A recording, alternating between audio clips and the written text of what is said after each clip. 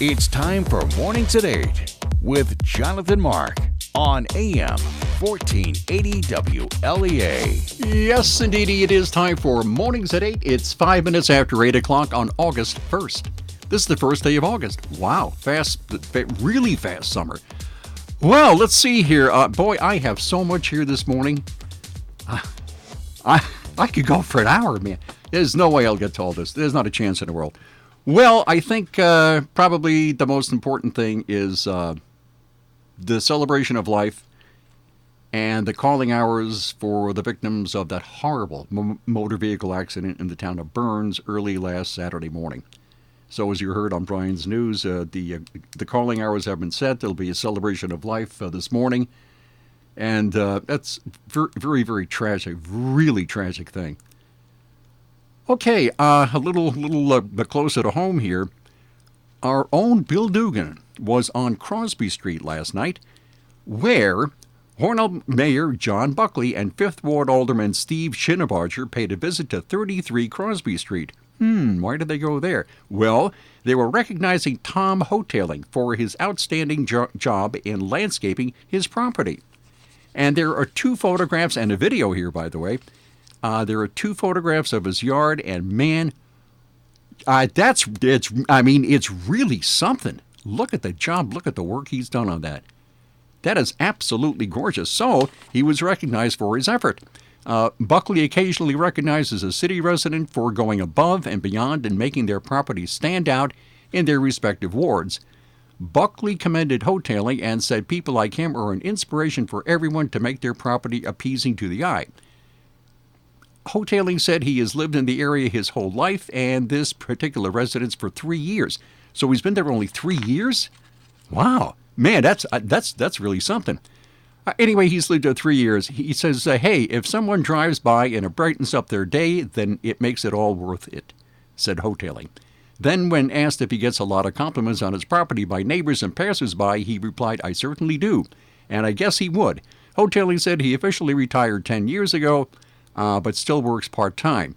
He says, I've been retired for 10 years now and have been working ever since, but my passion lies with what you're looking at, which, of course, is his property, his yard. And, man, that's really something. Way to go.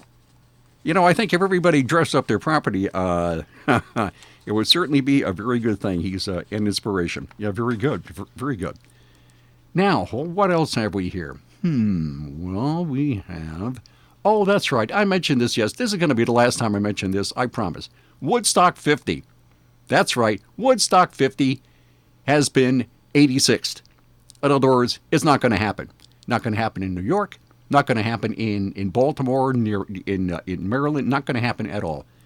I think the organizers, it's probably the wrong word, maybe the disorganizers, have finally had it, and that's it. They've thrown in the towel, unstrung their guitar strings, and it's all over. They had financial problems. They had problems with permits. They had all kinds of problems for months and months and months. And so it was going to be in Watkins Glen, and then it was going to be in Vernon in New York, and then they moved it down to the Baltimore area, and that's it. Okay? It's over. It's not going to happen. At least according to the TMZ. It's a website, the TMZ website. So it's been 86 and it's all done. Now, at first, they were going to have 150,000 people there. And then they pared that down to about, maybe 75,000 people. And then they said, well, possibly maybe 50,000 people. And it came down to, I think it was going to be like a couple of people in a backyard and a banjo quartet. Okay, so they said, no, that's really not going to work. So I guess Woodstock 50 is no more, which was kind of interesting. It was mostly money problems. And Woodstock #1, when it happened in 1969, marked the high water mark. I guess you call it the high water mark, probably low water mark, but the high water mark of an age of self-indulgence, overindulgence, hedonism, narcissism. Do your own thing as long as you don't hurt anybody. Well, that never really worked out, So that's the end of Woodstock, and it's no more. And I hope I don't have to mention it again. Oh, no, it's on again. This time it's going to be in Oklahoma. No, I don't think so.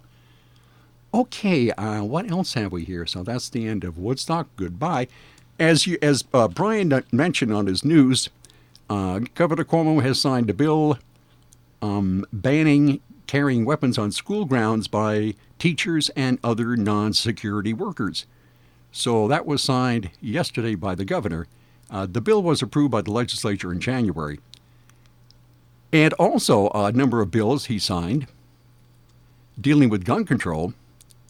One, there were, I don't know how many at all, but there's a ban on bump stocks in New York now.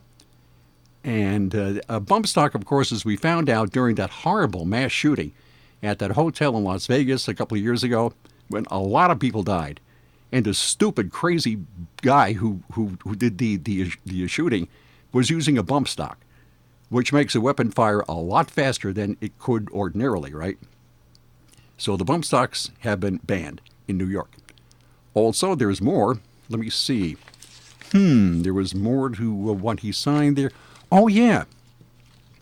And there's a bill calling for the state police to administer a gun buyback program. So they will be, I don't know when that starts. I believe it starts in 180 days. So state troopers will have a gun buyback program. Okay. So those are all part of the bills he signed yesterday dealing with gun control. And what else? Oh, yes, that's right. I saw that just about 2-3 hours ago. But you've heard of these incidents in New York City in the last 2 weeks where people are following cops as they're walking their beat, and they start cursing at them and yelling at them and throwing buckets of water on them. I mean, what in the world is going on? What's going on there? And it's happened several times. 1, 2, 3. I think 3 times it's happened, where citizens, have citizens, start following these cops and yelling and cursing and throwing water on them. Well, there's a bill in Albany that's being drafted right now, even as I sit here speaking, that would make such action a felony.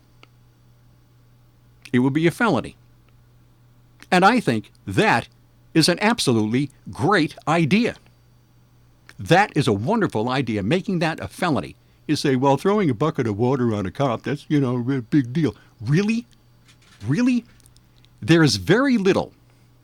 Matter of fact, I can't think of anything that keeps the society from falling into complete chaos.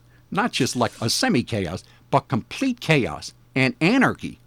There's only one thing, and that's law enforcement. So that's the only thing out there. Because I've thought of this in the past. Let's say that nothing was illegal. You could do whatever you want to do. Go out there, whatever you want to do, you do it. There'll be no repercussions, right? Now think of that. And I believe if the cops weren't out there doing their job, that's what would happen. So they are vital to keeping society as solid as it is. And not really, but I mean, it's as good as it can be, and it's all because cops are out there. So when you throw a bucket of water on a cop, what you're saying is there's no order. It's disorder. It's anarchy. And you can't do that. That's why it's a felony. And that's a good thing. That really, you're not throwing a bucket of water on a person.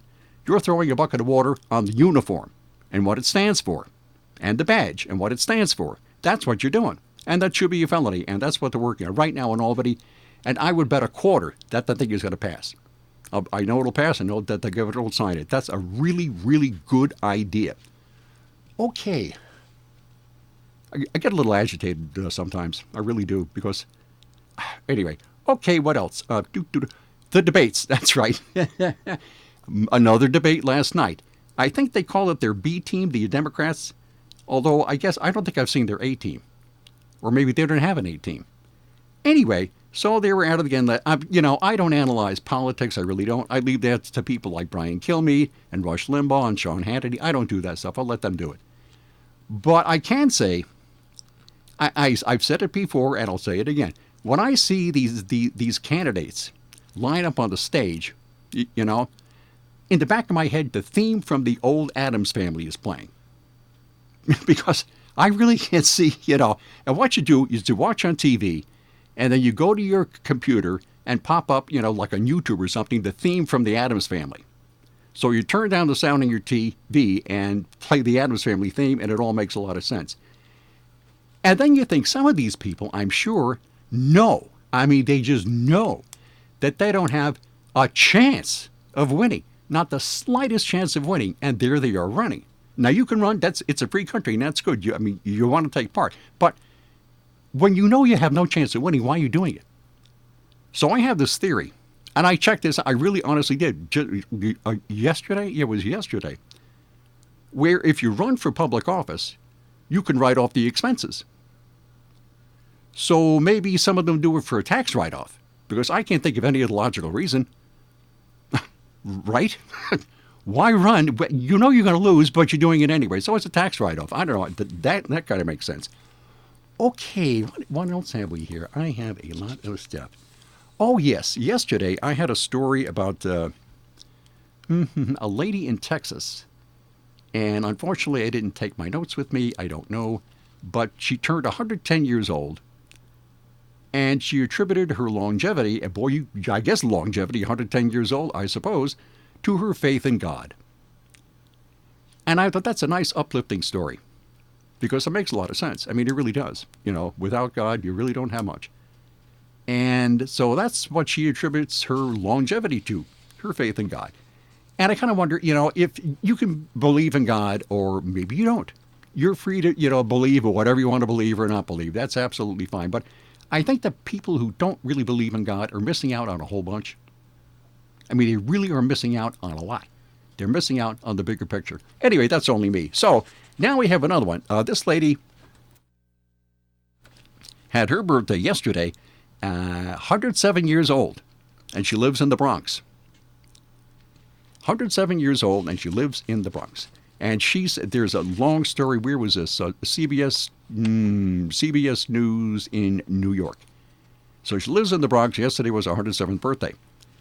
So her name is Louise Signori. Signori, right? Signore. Signori, I guess. Oh, anyway. So her neighbors and friends had a party for her at a local recreation center. And let me see. Now, I found this story. One part of it, the beginning of the story, says that she was born in Manhattan. And she moved to the Bronx when she was 14 years old. And further on in the story, it says that she was born in Harlem. Now, either you're born in Manhattan or you're born in Harlem. I don't know. But anyway, so she was born in... 1912.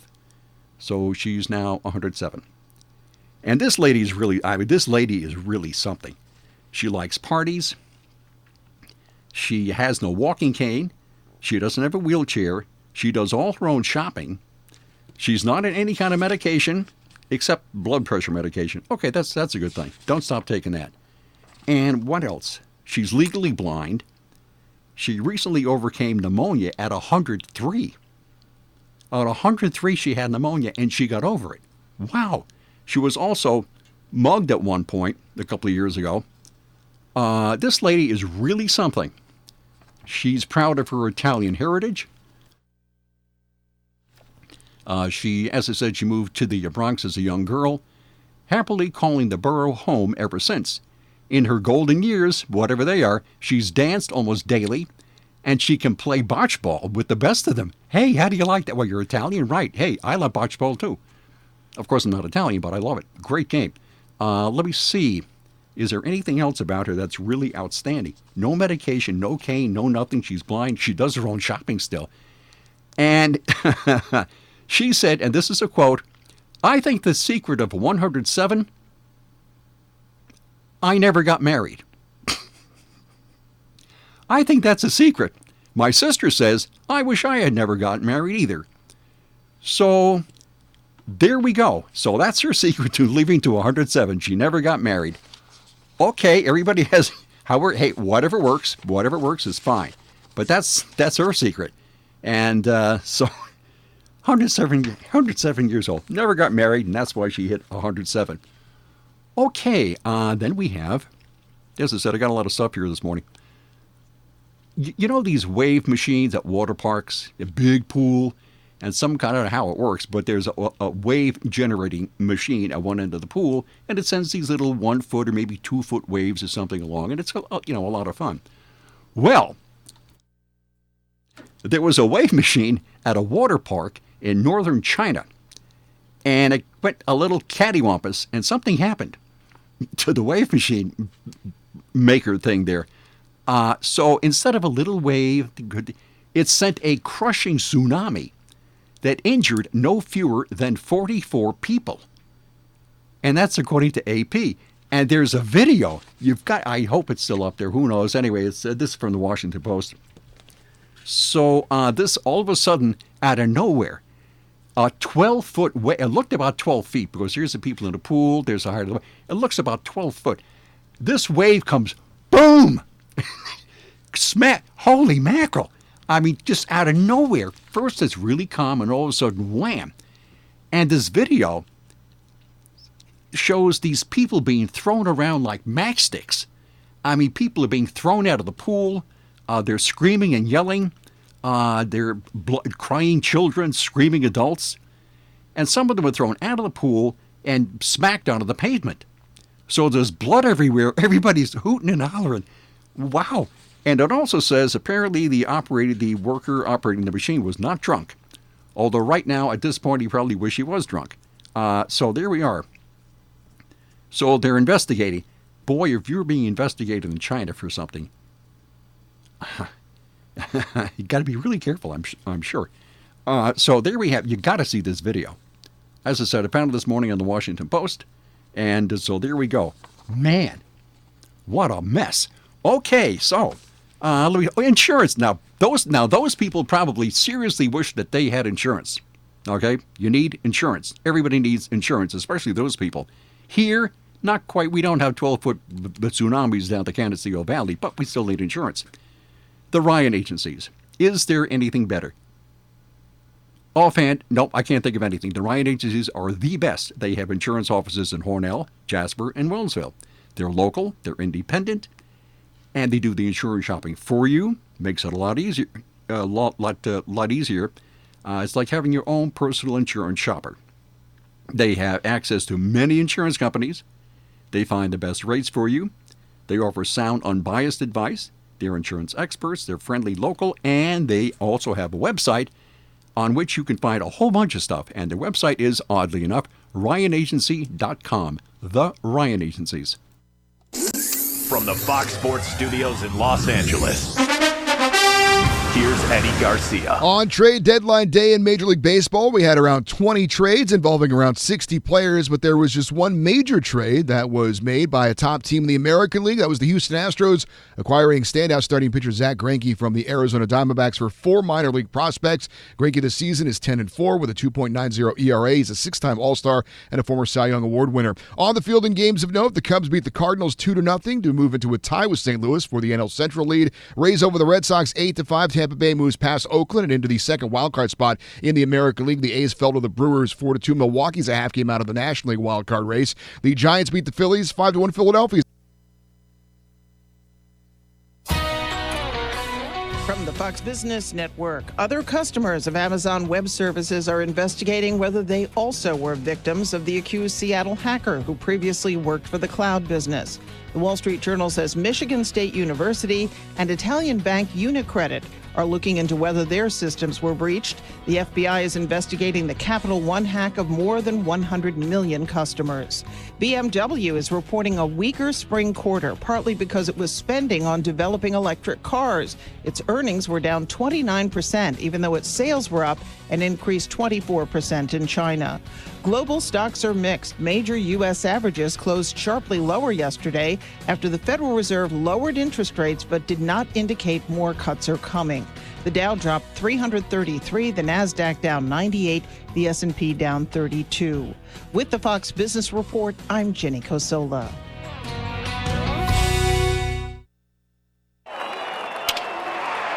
Baseball season is in full swing. It's a good thing Matt secured his denture with Super Poly Grip. Now he can enjoy the snacks as much as the game. Poly Grip. Hey, how are you? So great to see you. It's that time of year when the family meets up. Hi, guys, family photo. It's a good thing Jack cleans his denture with Polydent, so he can enjoy the whole day with confidence.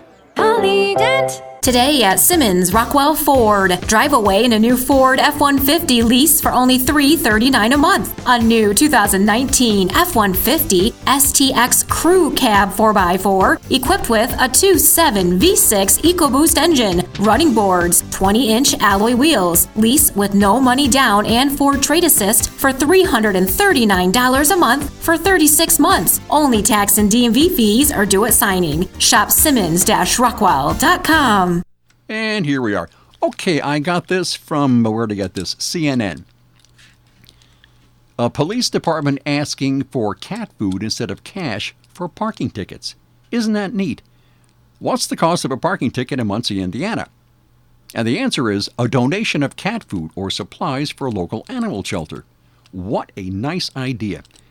In an effort to help the Muncie Animal Care and Services Shelter, the Muncie PD is asking violators to pay their parking tickets in cat food. The request came after a couple of officers toured the shelter and found it was running short on supplies to care for over 350 cats and kittens. 350 cats and kittens, yeah. If you have a $25 parking ticket, you can bring up $25 worth of cat food or litter to the clerk's office, and you can get your parking ticket to go away with the exchange of the donation. And that's what one of the officers said. And let me see. Although the offer ran only... Oh, I see. Okay. Although the offer ran... Oh, how come it was posted yesterday? Okay, although the offer ran only from July 15th through July 19th, the department quickly learned that people will do practically anything when little balls of fur are involved. They know how to deal with those little balls of fur. Boy, they just get their way right into your heart, and you can't. Ugh. Anyway, this room was almost empty before we started. Most of the folks that donated didn't even have parking tickets. How do you like that? I think that's a great idea. So that's what they're doing in Muncie, or that's what they were doing. Or maybe they'll keep it, who knows. So apparently they are thinking of doing this thing again, because it's such a big hit. So, and there's a photograph of a cop, and he's got 1, 2, 3 little kitties with him there. And there's a bunch of cat food. And this litter, cat food, all kinds of stuff. Wow. Yeah, that's the way to do it. That's very good. And wait, time for one more. Yeah, I do. Let me see. Where did I find this? This was on Fox News. So, what airline was this? A Southwest airline going from Philadelphia to Nashville. And this was captured on video by a passenger. That's certainly worth keeping. I'll tell you that. Is that a flight attendant in the overhead bin? Why, yes. And there's video. And there is video. So this plane takes off, and this lady looks up, and there's a flight attendant, a lady, who's reclining in the overhead bin where you put your luggage. So she's up there laying on her side, and her legs kind of dangling, outside the bin there. And so this passenger takes out her ever-ready the video thing there on her phone, and she makes a video of it. And so there's a flight attendant in the overhead bin. And this was from, this is a statement from Southwest. Southwest employees are known for demonstrating their sense of humor and unique personalities. In this instance, one of our flight attendants attempted to have a brief moment of fun with customers during boarding. Of course, this is not our normal procedure, and Southwest crews always maintain safety as their top priority. I don't know what would be especially safe about that. So anyway, there's this flight attendant in the overhead bin. Okay, So, it could have been worse. It could have been the pilot. Okay, so if the pilot was up there, that would have been, I think, cause for concern. But a flight attendant, okay, fine. So that's how they do things on the Southwest Airlines. That sounds like fun. Okay, I guess I hear them. I hear a little sounder there. And I will see you tomorrow at 8:05. Bye.